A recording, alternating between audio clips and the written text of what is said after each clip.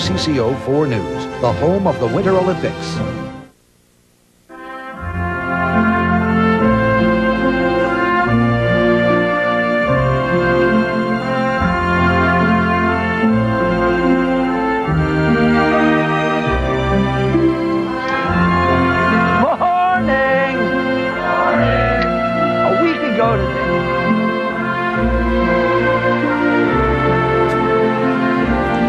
Good evening, and thank you very much for joining us to remember Dave Moore, a legend at the anchor desk, in our homes, in our hearts for more than 40 years. Because so many of you wanted a record of Dave's career, tonight's special includes some of the stories we showed you last night, along with video you've never seen of Dave and about him. So roll the tapes. We will all miss Dave Moore's wisdom, liberally peppered with wit. One of my great joys was hearing it across the cubicle fence every afternoon. It is an indescribable loss that Dave will never sit at that desk again, but some comfort in that he will always live in our memories. David Dalrymple Moore. Everyone called him Dave. It's no exaggeration to say that Dave has influenced more Minnesotans than any other person in our state's history, informing and inspiring whole generations. He's inspired so many young journalists. I mean, Trish Van Pilsum, Cindy Hilger, myself, and many, many others that I'll never know about, to get into the business because of the standards he set so long ago and for so many years. Born and raised in Minneapolis, high school at Washburn, Dave went to the University of Minnesota after World War II to study theater. The guy could have been anything he wanted to be. He could have been a star on the stage, in movies. He was a star in television. When you talk about the heavy hitters in this market, Dave Moore was number one. He started in radio in Michigan. Then he applied at a fledgling television station. And he got the job. I met him in 1950. It was in the lobby of then WTCN-TV, and soon to become WCCO-TV. 1950, and we had both been in the Army. We were fairly newly married. Television and Dave's career were both in their infancy. Dave was doing like bowling for dollars, and I don't think too happy in Channel 4. I said, Dave, how'd you like to be my partner in the morning? He says, fabulous. If you'd called 2 days earlier. I said, what's 2 days earlier? He said, little secret. I'm going to start doing the 10 o'clock news here. Now, the Dave Moore News.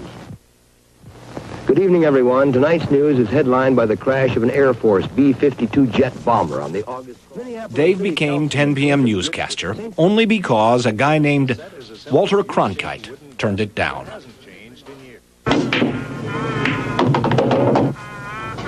And there was the weather.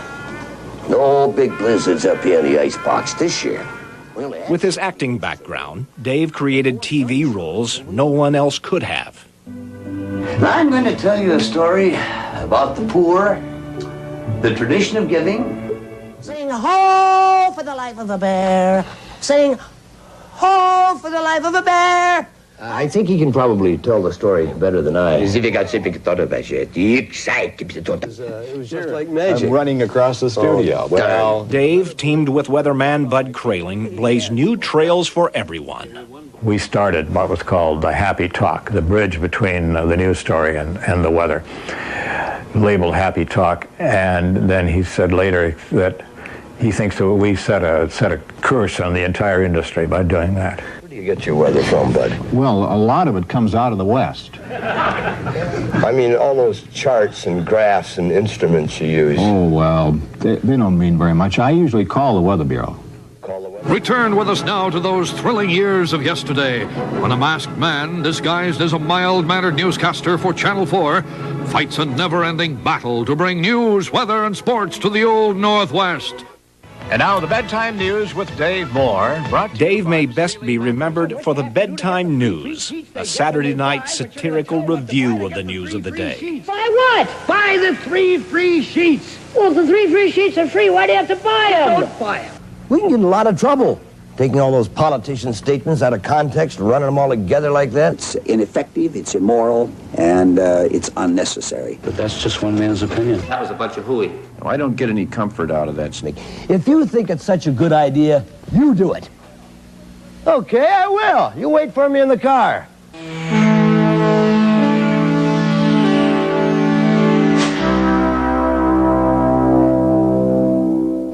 you'll be seeing tonight is a television program about television.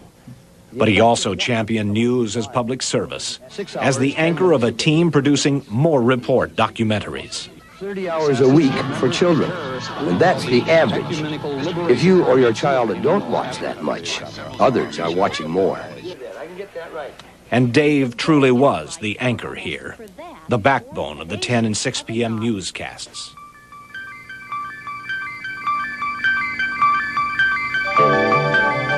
Set designs and co-anchors would come and go, but you could always count on Dave at the desk.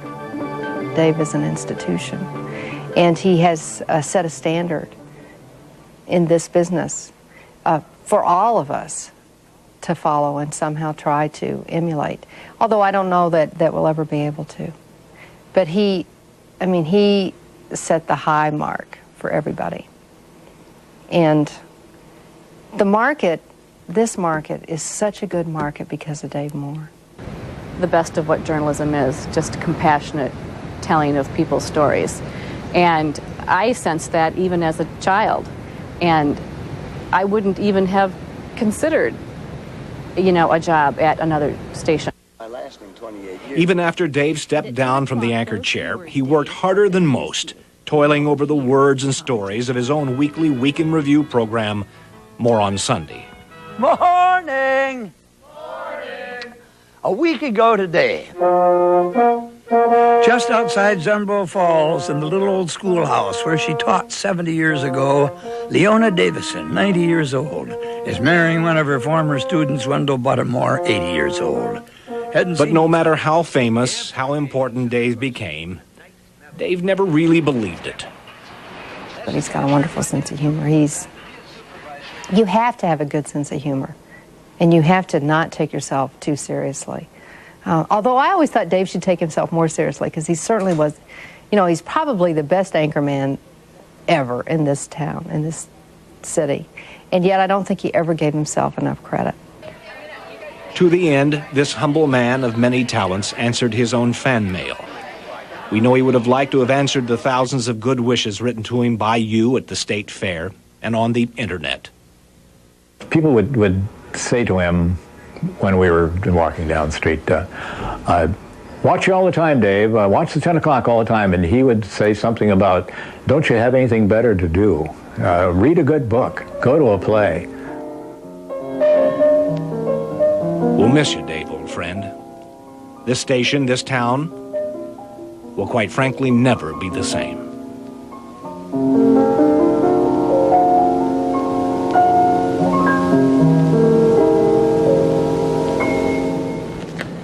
He was a Minnesotan through and through. He went to Washburn High School in South Minneapolis. After serving in Europe during World War II, he attended the University of Minnesota on the GI Bill, and that's where he met his wife, Shirley Perlmutter. They had 6 children, 3 grandchildren, millions of friends, millions more fans.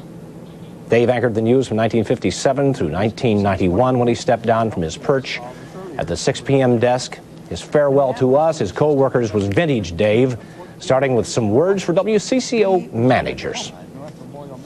This is not going to be their last major blunder. Every assignment desk needs a gadfly. Somebody's take the story and go out and do it, but question it. Why are we doing this? Why are we doing this crap? We're a big-time CBS outfit. Knock this off. Somebody will tell you this is why we're doing it. We're doing it because of A, B, C, and D. And be satisfied with that and go out and do it. They have reasons for doing it. Sometimes. Of course I don't want to do this. It's a cushy job. It doesn't even come close to working.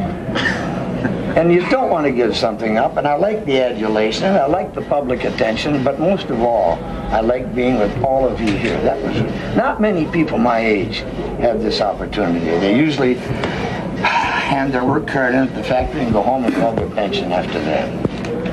So, thank you very much.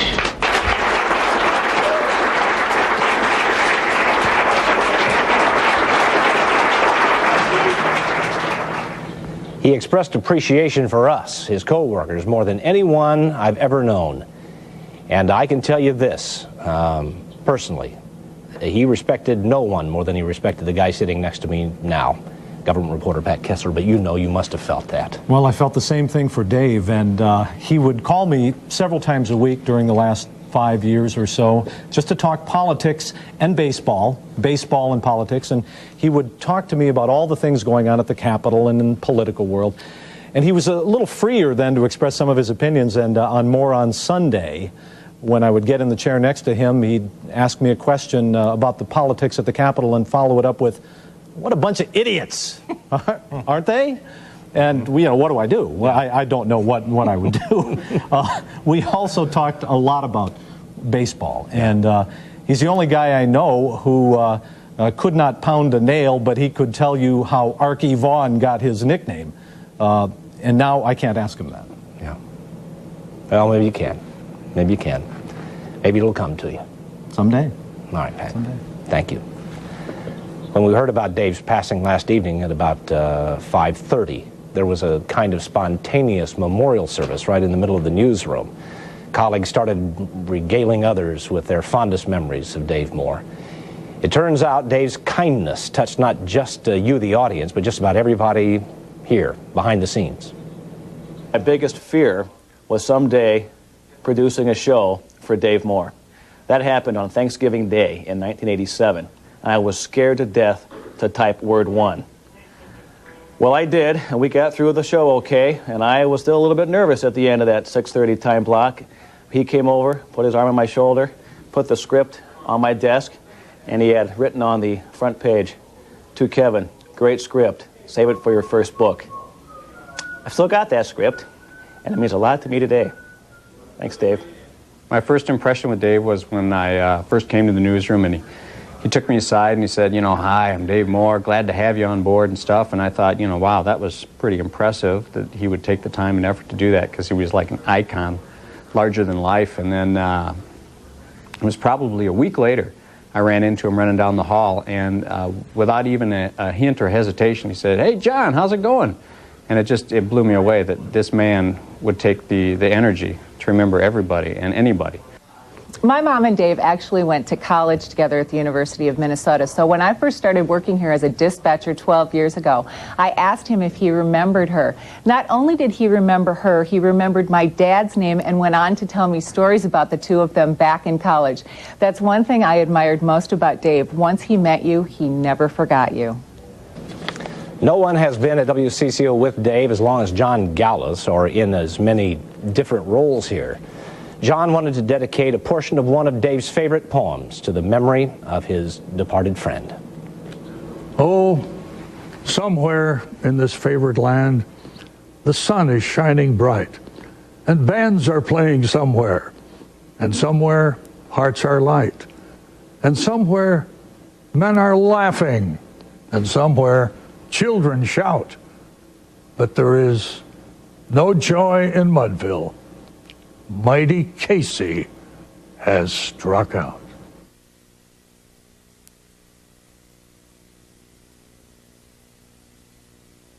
You like the way you feel when you get what you need to do what you do well. Take care of your vehicle and it'll take care of you by holding more value at resale or trade-in time than a vehicle that's been neglected.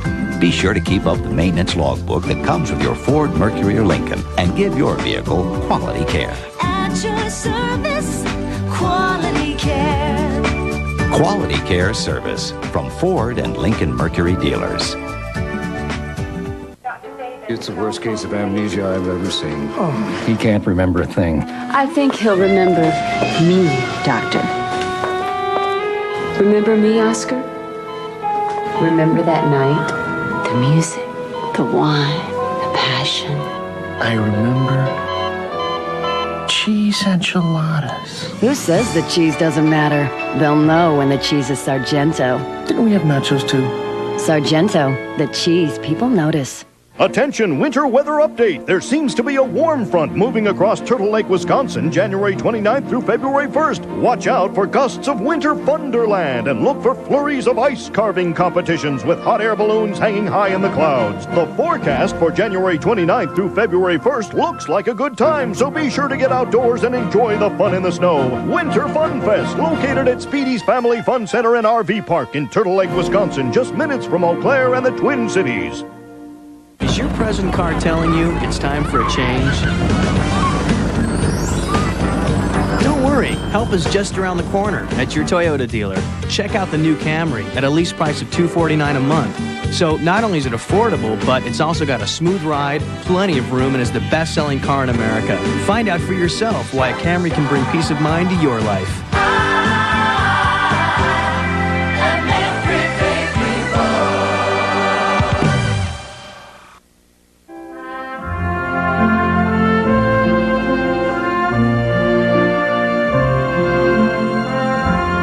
A lot of us have asked, how was it that one man could be in so many places at one time?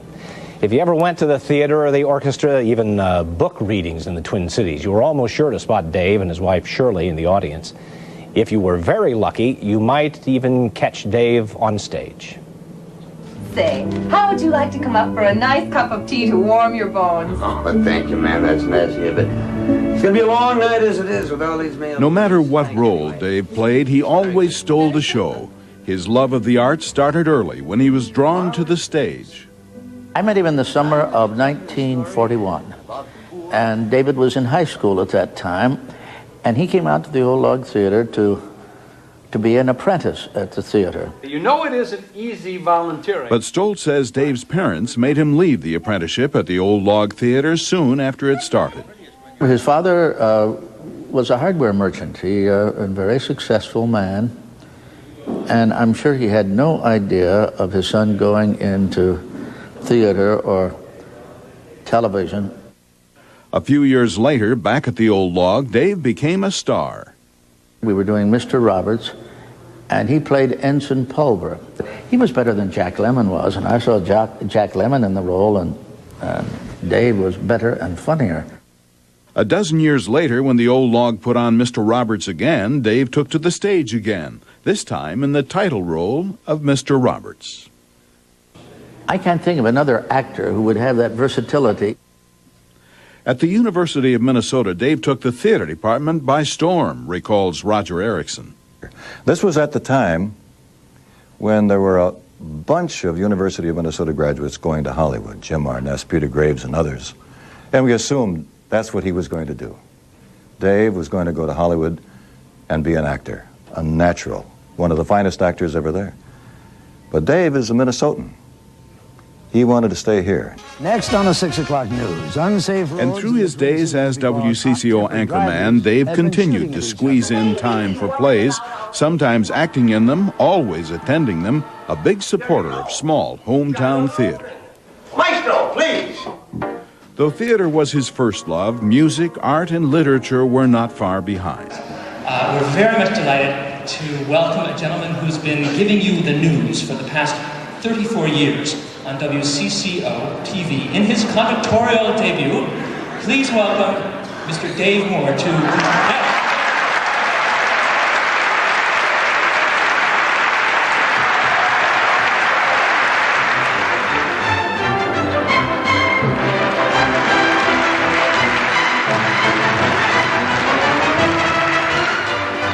Dave counted among his friends many artists always amazed by their talent. Malcolm Myers. His signatures on artwork hanging in New York, Washington, Paris, and Bonn. And right here in the Twin Cities where he's lived and taught and worked for 50 years. Birdwatcher, I did a bunch of painting. At the university's Catherine Nash Gallery on the West Bank, you can see a retrospective of Malcolm's 5 decades of work. And you should see the work. There was pride in Casey's bearing, and a smile lit Casey's face. But the written word was Dave's forte. He was an ardent supporter of small local publishers and writers, and we all loved both his writing and his reading on the news set and beyond. No stranger in the crowd could doubt 'twas Casey at the bat. One of the things that I remember most about Dave Moore was his utter lack of pretense. here was a guy who never pretended to be a broadcast journalist. He was an actor, and he was proud of that. And we were lucky to be part of it all. That was Bill Carlson telling you about Dave. Bill first met Dave in 1952. He was only a high school sophomore, Bill that is, when he started at WCCO Radio as a page boy. Dave was a booth announcer and a game show host, and they grew together with WCCO. He was a man of very strong opinions. But if your opinions differed from his, there was never a sense of animosity or boisterous disagreement. It was all curiosity about this other idea. He wanted to hear more. He wanted to hear why you felt that way. He had this insatiable curiosity. And it seems to me that that's the best of journalism. Insatiable curiosity combined with warmth, generosity, and a great feeling for other people. Dave had them all. That nailed it, didn't it? Really did, yeah. Another veteran who shared the set with Dave for a lot of years is Mike Fairborn. He came here 21 years ago and shared much of Dave's time on the air and much with Dave during that That's period of right. time. You know, and I'm glad that I knew Dave. That's just amazing. You know, when you look back at 20 years when I walked into that newsroom in 1977, and you almost had to spend time in our old building over on 9th Street to really know Dave. We were all kind of crammed together in this little basement newsroom. You could feel each other's feelings and the conversations that went around. But, you know, I probably learned more about broadcasting from Dave Moore riding that slow elevator from the first floor up to the 4th floor every night as we would go up for the How long did you have on that elevator? Well, probably about a minute and a half to 2 minutes each night. I remember it more like 5 minutes. But that's just the way Dave was. He would share his philosophies with you then. And one quick kind of cute story, I guess. Sure. Came walking into the newsroom one day and he said, did you know that they tape the 10 o'clock news and play it back early in the morning? And I said, well, they've been doing that for a few months. And he said, I went to sleep last night on the couch, fell asleep on the couch, and I woke up about 2 o'clock in the morning and saw myself on the air. They had to get downtown. Terrifying experience. Oh, my goodness. That was Dave Moore, though. Well, I know you'll miss him. Oh, yeah. We've gotten so many nice comments from you, the audience. We bring you the words of just a few people who wanted to tell us how they remembered Dave Moore. You never felt like he was a hairsprayed, made-up type of a news anchor. He was the guy next door that you could trust, and you believed him. He was just a warm, human person. Yep, it was last night on the news. I heard that he had died an hour earlier, and tears came to your eyes. So we'll miss him. He helped me get a job here at WCCO 35 years ago. I worked with him on the many a news show. Worked with him on the midnight news on Saturday night. We had just a ball doing it. It wasn't even work. Dave made everything a lot of fun. He was just a fabulous guy, and I loved him like a brother. He would call me at home to compliment me on something I'd done on air, or a lot of times to ask a question of something that we'd perhaps seen during the day, and he had a question about the story and our viewpoint and so forth, and he would call you at home. He was inquisitive, he was curious, he was a true journalist, and he was a friend. I remember my first day in 1980 when I came to work at WCCO, working in the old building, in the old dispatch shack, and was eager and hopeful and scared, and the first person who came up to me in the dispatch shack was Dave Moore, and he came in and said, "Hi, I'm Dave Moore." We received hundreds of phone calls, all of them touching, but maybe none more dramatic than this one. Hi, my name is Dale Wiesen. I live in Eau Claire, Wisconsin. When I came back from Vietnam in the 60s, I had forgotten how to laugh. Really forgotten how to laugh. I mean, there wasn't a funny bone in my body. And I started watching the bedtime news. And it took a while, but I realized and appreciated what that nut was doing there. But he, with his magic, taught me how to live again and laugh again.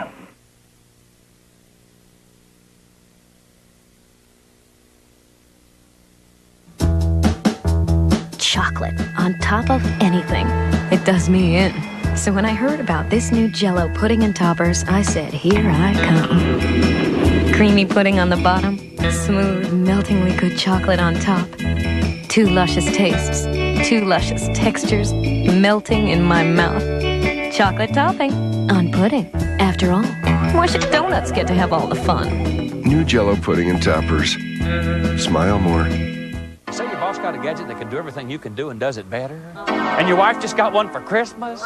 You say your kid just dialed 911 and told him he was hungry? Is that what's bugging you, Bubba? Well, get up and get away to Branson. Hot Runner Fun starts in January and the fun never stops. We got shopping and fishing, prize prizes and giveaways, fabulous food and great rates. And shows? And we got shows, we got singing and dancing, everything you love about Branson. Starts in January. It's hot winter fun. And here's your plate, madame. Why, thank you very much. At Old Country Buffet, you don't need a waiter. So, little lady, would you like to start off with a salad or perhaps some homemade soup? Soup! You don't need a menu. For your main dish, lemon pepper chicken or carved turkey. Oh, you are a delicate flower. Have some mashed potatoes. Who wants gravy? Mom does. All you need is a plate. You must have the hot fudge sundae cake. Old Country Buffet. What's on your plate? Now your Chevrolet dealer's 4-day sales drive is down to a 2-day sales drive with deals that are too good to pass up. Get $1,000 cash back on an easy-to-own Chevy Cavalier Coupe, $1,000 on the best-selling car in this area, and save on a rugged S10 pickup. Just $169 when you sign the lease and $169 a month, or buy it and get up to $1,500 cash back. So get to your Chevrolet dealer soon to get in on the big 2-day sales drive. Do it today. Your Chevy's ready.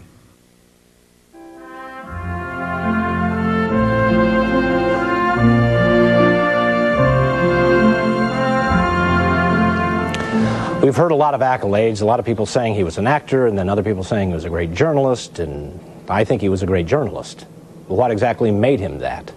Bill Hudson was inspired to come into the business by Dave, and he has some answers. I think the trust is a natural quality. You can't develop it very easily. A lot of people have tried, and the camera doesn't lie. Dave Moore, the camera was a friend to Dave, but Dave was... Bob Ryan was Dave Moore's friend for 52 years and chief competitor for half that time. As an anchor at KSTP, Mr. Ryan recalled how Dave and WCCO changed the course of local news when Channel 4 debuted The Scene Tonight in 1970. This is The Scene Tonight in color with Dave Moore. And it went over so big that we lost ratings at Channel 5. And my boss, Mr. Hubbard, doesn't like to lose. And so he brought in consultants to try to beat Dave Moore. And they didn't do it for years, if ever. And so we lost our jobs. In fact, KSTP tried dual anchors for the first time in the market. And that failed too. And he had a feeling for news. He had a feeling for people. He had a feeling for the downtrodden, and he had a feeling for race relations. This man was a real humanitarian way before it was popular to be even in our business.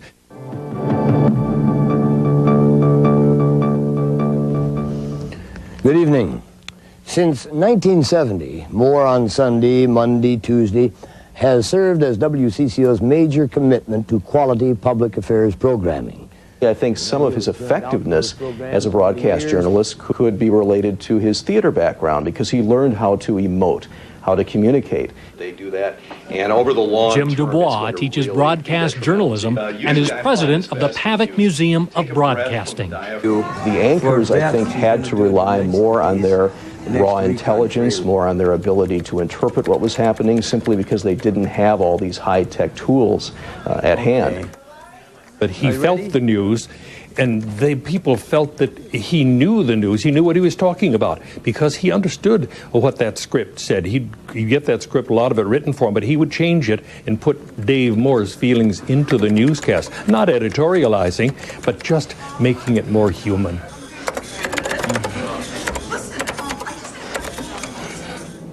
Now, we've told you Dave influenced many journalists, but perhaps none so personally as a young receptionist in the newsroom about 20 years ago. Caroline Lowe, who, to Dave's great pride, became the best street reporter ever in this city. He was wonderful. I started 20 years ago. I was a newsroom receptionist, and I took Dave Moore's messages, and he was so kind to me. And then a couple of years later, I stumbled into reporting, and Dave would come in on his mornings off to coach me and give me suggestions, but he was always so humble about it and apologizing for suggesting things. And then in recent years, when I'd think I had a really big story, and I'd be getting ready to go on with my big scoop, he'd say, "Do you really think that's a story?" And I'd have to stand there and defend it, and I'd be pretty proud of it. But it's really hard today, looking at his desk, and to think of him not coming through again, even though he'll always be with us. He did run the joint like Socrates. He never told you what to do. He'd ask you whether what you were doing was right. He forced you to think about it. He would. But his humanity, as I said, he was so kind in those early days, and took messages from him, and he was so grateful. And we miss him so much today. We're going to miss him for a long time. But I think he will stay on. What he has left with us will be with us forever. I hope so. Thanks, Caroline. Dave was not all business. Not by any stretch of the imagination.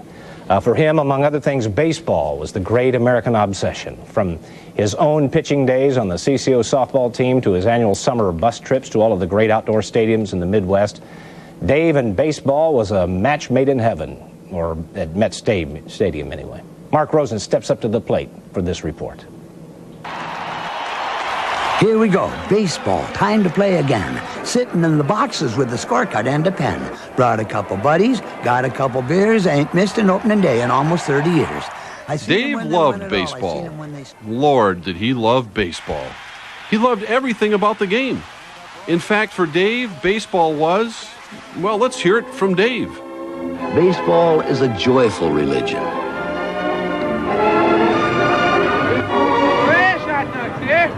Bases loaded. Anticipation. There's the hit. One. They're out of the inning. See, since the age of 8, baseball has been the spiritual side of my life. You go to church, the ballpark has been the altar of my life.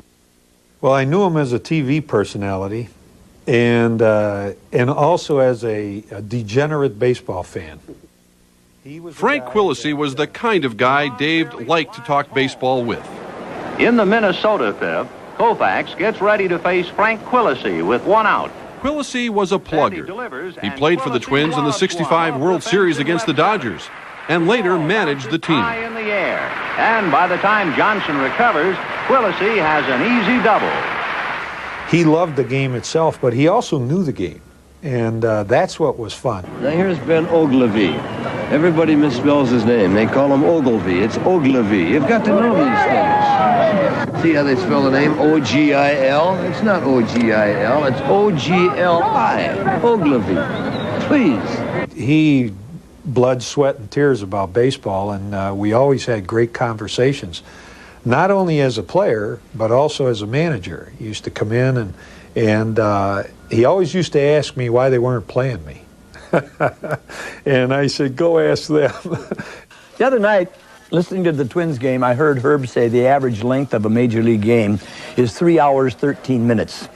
Time consumed primarily, I would venture to say, by the preposterously ponderous practice of pitching changes. The game of baseball may have changed, but Dave's love for it never wavered. Baseball is a memory. Standing room only at the new Metropolitan Stadium today for the season's opener, which saw Wichita drop the Millers 4-2. It was a great day for a ball game. Were you there? Dave was there when the Twins played their final game at Met Stadium. A sad day for baseball purists, an even sadder day for Dave. And next year, this baseball team will be playing out its comic opera in a convention hall that stands as a monument to man's fascination for the vulgar and the tacky. When the game's over, I'm going to sit here for just a few minutes and weep. Well, Dave, he hated the dome. He just hated the dome. He couldn't believe that they would build such a monstrosity of this. This belongs in a circus. It's a tent. Oh, did Dave hate the dome. Bob Casey and Dave played baseball together when they were kids. The man behind the voice sits behind home plate in a caged-in box, affectionately called the hole. PA announcer Bob Casey is an institution here. One day, I don't know where he snuck in, and he's out on the field before batting practice of the '87 World Series. And I yelled at him, "What are you doing here? You hate this place." He said, "Shh, Case, it's only a game." In one of the Twins' championship series, Dave put his prejudice aside and bought a ticket to a game.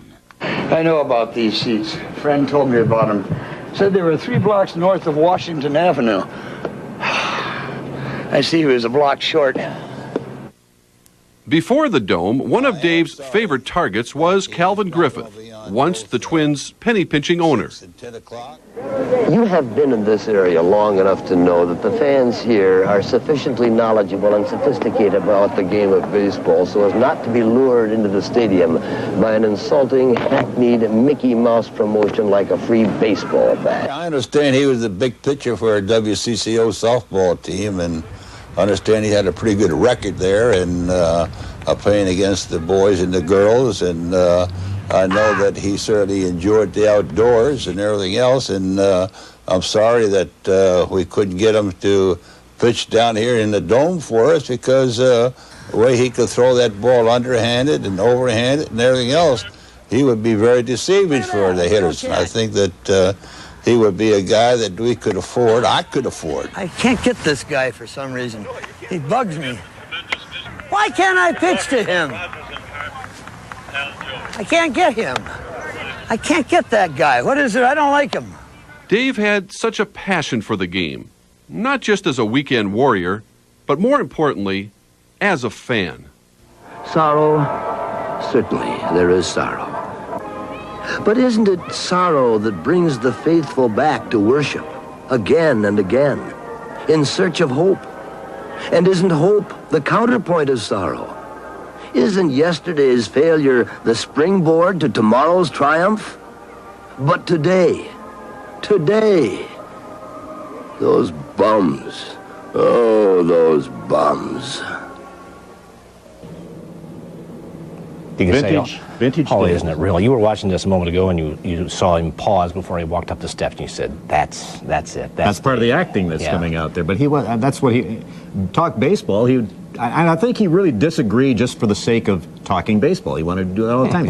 Why can't Calvin pay Carew that $100,000? Why do we need middle relief pitchers? Why do they need this kind of a pitcher? A closing pitcher? They don't make them like they used to. You have to get into all these technicalities with him, and he just for the sake of talking baseball, it's all he wanted to do. Walk away from the conversation smiling, however it turned out. And I think your co-anchor, Amelia Santinello, said it best, and she hasn't been here that long and didn't know Dave that well, and she's just blown away by this entire frenzy of people calling in and all the talk shows today and so on and so forth. And that says an awful lot for the type of guy that Dave was. Just it's going to miss him. 30 years. 30 years you worked with him. I worked with him for 30 years, yeah. Well, my goodness. Yeah. You could be the one missing him most of all. I miss him an awful lot. Okay. Thanks, RJ. We had so many colleagues who wanted to praise him and thank him. We could only include a few more, but they speak for all of us. I think my best memory of Dave Moore is that every time he would walk into my office to ask me something, he would always preface it by saying, "I know you have so many other more important things to think about." And I would always think, what is more important than doing something for Dave Moore? He was able to do things with the video that we brought back that maybe at a lot of other television stations that might have just gone to waste, or we might have gotten a chuckle over it, but nothing else would have been done. And I tell you, I owe him a lot of thanks and gratitude for what he did with the video that we shot. I heard his voice here when I first came here in '67, and he was great then, and just to work with him as a team here at the station, and then go out in the churches and hear his voice out there in videos, and I also talked to Dave. He read books to the blind. I just have a lot of respect for Dave as I worked with over the years with him. Dave's family thanks everyone for their good wishes, and they request that no flowers be sent. Instead, they ask that donations be sent to a journalism scholarship fund at the University of Minnesota. It's established in Dave's memory. It's at the U of M Foundation, Suite 200, 1300 South 2nd Street, Minneapolis, 55454.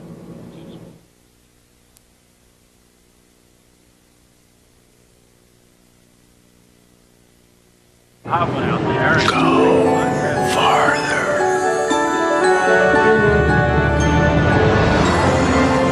Go farther. Farther. The completely reinvented 205 horsepower Isuzu Rodeo. Too far. 1998 Isuzu Rodeo models start at $17,995. When racing season ends and the weather turns cold, some NASCAR drivers go home for the winter, but others just can't wait to get started again. All they need are a few fans and Excite NASCAR Select, the official battery of NASCAR. Engineered to start high-compression engines that demand nearly twice the starting power of your car. Start your engine! Excite NASCAR Select. Good winter battery! Great winter battery! Available at these stores. Hey, that was cool. No, that was cool. Whoa, big fella. That's not what skillets are for. Come on, move those paws. Denny's has 6 big signature skillets starting at $3.99. Like the sausage supreme skillet, the new chicken fajita skillet, and the meat lover skillet. Right up your alley. Now, what if we learned? It's better to eat from a skillet. Right. Then hit you with it. Ouch.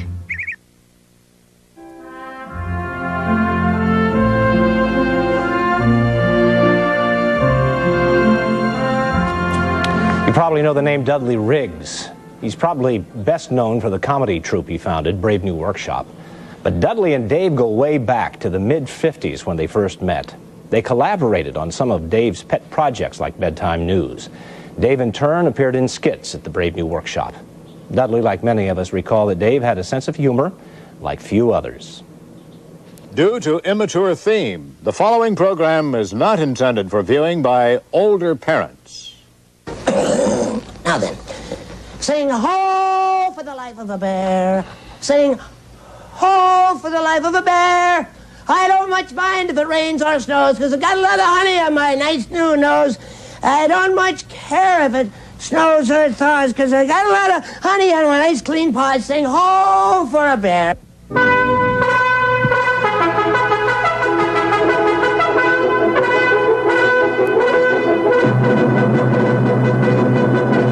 A fiery host with the speed of light, a cloud of dust, and a hearty Happy New Year! the son of Bedtime News. Bedtime News was a terrific show, and actually probably in many ways much more creative than Saturday Night Live, and just what the city needed at the time, because it was pretty stodgy right in the, in the early days here. I mean, we had to define what satire was for the community. Good evening. I'm Dave Moore. Hi, Al Austin Moore here. And we're not related. In the headlines, terrorists still holed up in the IDS building. We've been trying to make contact with them now. We'll get a little more a bit later in this newscast. Well, Al, the story topping the national news tonight, still another near tragedy in Tenerife. Spectators looked on in horror, Al, as the Netherlands Dutch Shoe Airways 747 was being cleared for takeoff. Just then, a Polish Zud jet was completing its final approach and inadvertently landed on top of the Dutch craft. Miraculously, no one was injured, although passengers aboard the Polish Zud, many with plans for vacationing and connecting flights in the Azores, were reportedly irritated at having to fly on with the Dutch plane, which was bound for Duluth. First time I ever saw him, he was a very funny comic actor, and I didn't make the connection to him with the news at that point. I had high respect for him as an actor. I liked him as an actor first, and but that sort of sweet curmudgeon character he developed over time, I thought was really quite wonderful. Now here's Santa. Open his mic and cue Santa. Oh my, there certainly are a lot of you out there today. I see Sally and Ricky Johnson of Bloomington. Take care of that cold, Ricky. Oh, there's Ducky Brand of St. Louis Park. Nasty fall on the pond yesterday, Ducky. You better be careful next time, eh? Well, what do you know? He's not half bad. You know, dum-cha, dum-cha, dum-ta, dum-cha. Right. Guy Lombardo. Second dum-cha, I popped right out. Yes,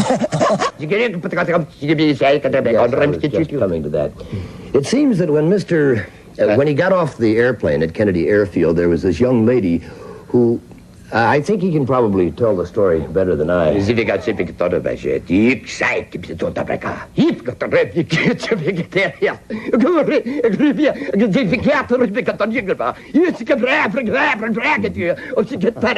Which, of course, startled everyone.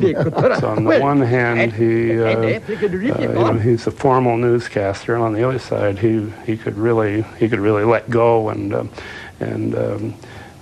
attack the foible.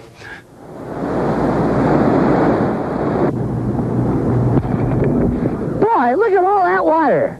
Mayor Stenvig was always an asset to our old bedtime news programs. Actually, we never had to worry about taking his statements out of context. They were out of context when he made them. You just can't keep spending and spending, but not to the point there where our city will not progress and not be a progressive city. I think that's a real quality of knowing where the enemy is and being able to attack it without the enemy knowing that they've been attacked. So it was, people would come around and say, I wonder what he meant by that. That one stays on. Too bad. In the late 60s, television news saw the dawn of the team approach to newscasting. Among the participants, conviviality, idle banter, and forced humor were employed to assure the audience that despite the grim pallor of the day's news, there was still room for levity. Hey, give me a beer. Yeah, where you been? I've been looking for you. We've been holding that one for you. In the 70s, because all the frightening news had dried up, there was no need to soften the delivery with such nonsense, and newscasters became more serious. But newscasters everywhere longed for the bygone forbidden fruit of the 60s. Promise of a return to the joy of newscasting. Hi. Oh, boy, we have a bundle of it tonight. Oil leaks here and in Michigan. Wow, a big one in Michigan. Coal miners riot in West Virginia. 50 of them arrested. Sadat tells Big and up yours and goes home. Clumsy Bemidji man loses both thumbs in corn thrashing accident. Funny thing about that accident, oh, this will never work. In an unrelated story, crime figures throughout the Twin Cities area, according to recently leaked advance reports, the findings of which are still under speculation. Meanwhile, in Bloomington, police have been busy trying to bust up a youth gang believed to be stripping and vandalizing cars parked at Metropolitan Stadium during sporting events. Police are shocked at the gang's brazen approach, openly descending upon cars as the game gets underway. The youths allegedly leave little behind. When apprehended, the youths often produce sophisticated electronic equipment and claim merely to be performing a Good Samaritan tune-up. A reward has been offered for the youth who performed a Good Samaritan tune-up on our future news rocket while we filmed this scene.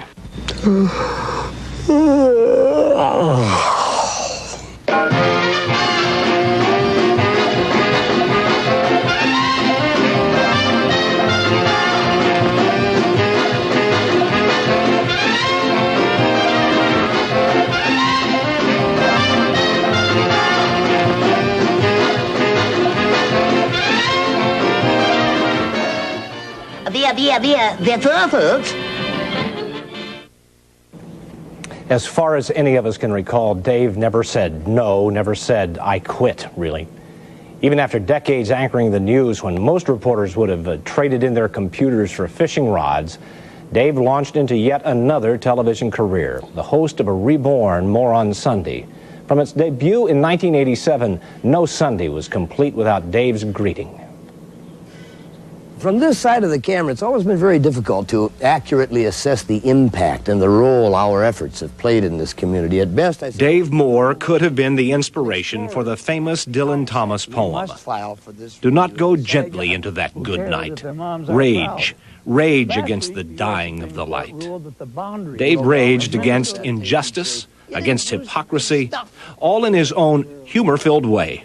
For future reference, let us make note of the name Diana Corey, a Peoria, Illinois high school outfielder, but she doesn't even know where the fences are. I caught it. You wouldn't find a boy showing off like that after a big play, would you? No. Yeah, well, that's different. What good is the First Amendment when someone who chooses to stand by it is punished with no explanation? Dave had a way of putting his finger on what everyone else was thinking. He really captured our hearts by finding the humor in our shared experience, even the tough ones. No matter our ages or races or genders, we all enjoy booting that slush off our fenders. When he stepped down from the sixth, I was surprised at how hard he continued working when he started doing the More on Sunday show again. But he worked harder than anybody on the staff. One of the things that I always admired was as soon as he was done in the studio with the show, he would go back in the tape room and start going, oh, geez, I could have done this better, I could have done that, or why did I do this? And to me, that's a sign of someone who's constantly working at perfecting his craft. Morning. Morning. Good morning. Thank you. Morning. And welcome to the largest studio audience in the history of local television. Dave jump-started our Sundays with that single word, and it spoke volumes. He amused us with poems written by his son, Peter, verse with an edge. Ejection seats, talent shows, please, how disgusting. The fair is immoral, and there's all kinds of sin there. Of course, I'm just guessing since I've never been there. I'm told if I went, I'd have fun, but I doubt it. I might have to give up complaining about it. Here we go. Baseball. Time to play again. Sitting in the boxes with the scorecard and a pen. Brought a couple buddies, got a couple beers, ain't missed an opening day in almost 30 years. Yes, poetry is a glamorous thing that just can't be denied. It brings a spark of fun to life that fishing can't provide. So keep your boring rods and reels, your tales of crappies biting. I've closed up shop, and on my door, I've hung a sign, gone writing. I don't know if Dave ever actually wrote poetry, but I know Dave was a poet. He was able to hear about something that had happened in the news or look at a piece of tape and draw out what was essential about that. He told stories better than anyone I've ever known. So next time you spot one, no matter how awesome, don't wait and think maybe you might let it thaw some. Dave's delivery was unique. He could make you believe anything, even if it defied reality. If St. Paddy... St. Patrick, please. Not St. Paddy. If St. Patrick drove the snakes out of Ireland, isn't that reason to celebrate? Certainly. But it's a celebration of reverence and thanks. Not carrying on and carousing and speaking in that phony Irish brogue. The brogue is not phony. I made it up myself. You don't... Dave was the type of guy that, no matter how the story was, if it was a serious story or if it was a fun story, he went all out on it. He was that type of guy that inspired you to better work. And it sounds like cliche, but it's not. He was a terrific newsman and a terrific person. At the kickoff last weekend, we could tell that Fluxus would not be your typical art exhibit. Many of the pieces give a message usually scorned in the art world. Please do touch.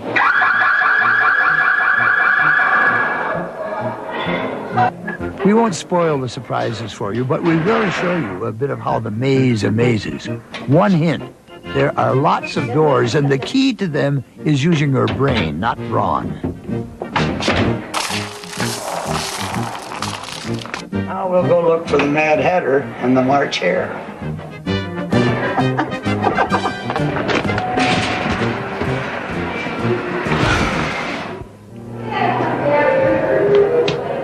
I think I just had fun.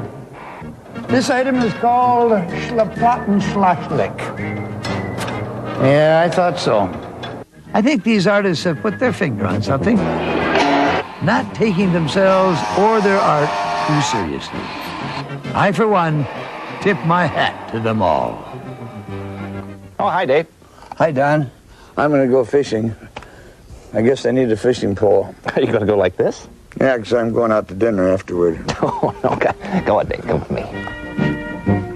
Yeah, it's called reindeer. It's not reindeer. Reindeer. That's wonderful. Well, Dave, you're going to need a net. What do I catch in this, Moby Dick? You hope so. Of course, Dave, you need this big tackle box right here. Yeah? This is a Flambeau professional model, $99.95. It's got about 5 drawers in here. This thing is just fabulous for putting your crankbaits in. And Clunker candy? All kinds of places for topwater baits up here. Tinkle tails? You know, I think the reason that More on Sunday was so loved was because the show let Dave be Dave. It covered stories that he thought were important. We covered areas of interest that everyone wanted to see and talk about, but maybe were afraid to, and he just was never afraid to do that. And as a person working with him, he would always compliment you on what you did and never take credit for anything himself. And really, the show was him, and that's what made it so great. It might as well be spring. I always wanted to be a television newscaster. We know one thing, Dave. You did not go gently into that good night.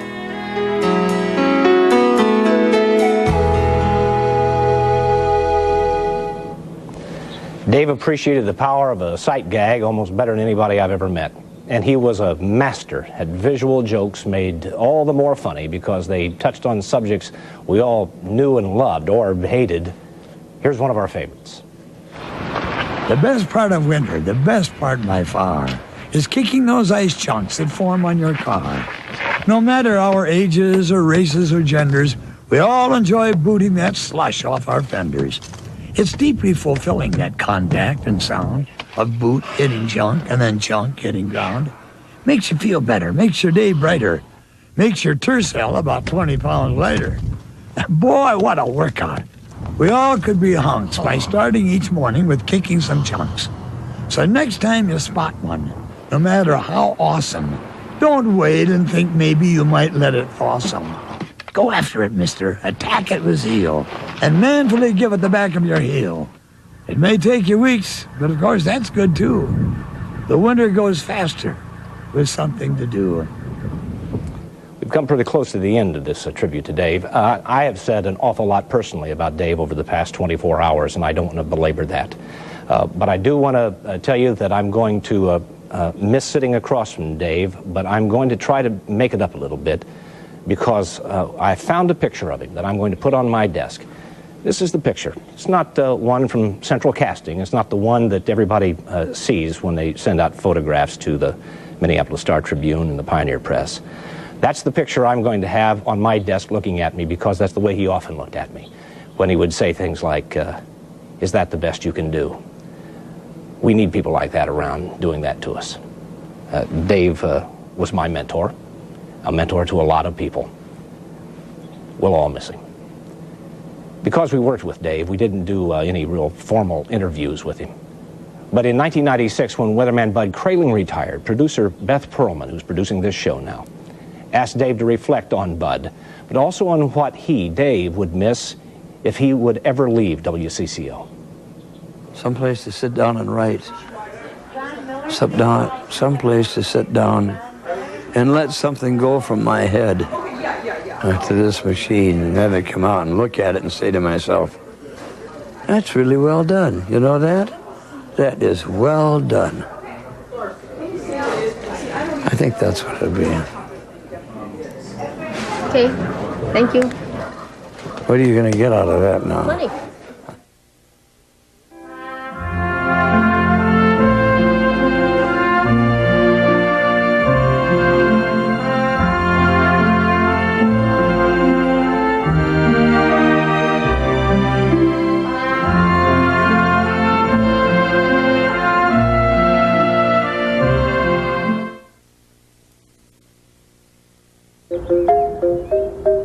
This is an investment fund manager from one of our competitors. He alone handles millions of dollars in funds, possibly your money. He works hard. He deserves a vacation. The question is, who's minding the store? At American Century, our mutual funds are managed by teams. When one of us goes on vacation, your money doesn't.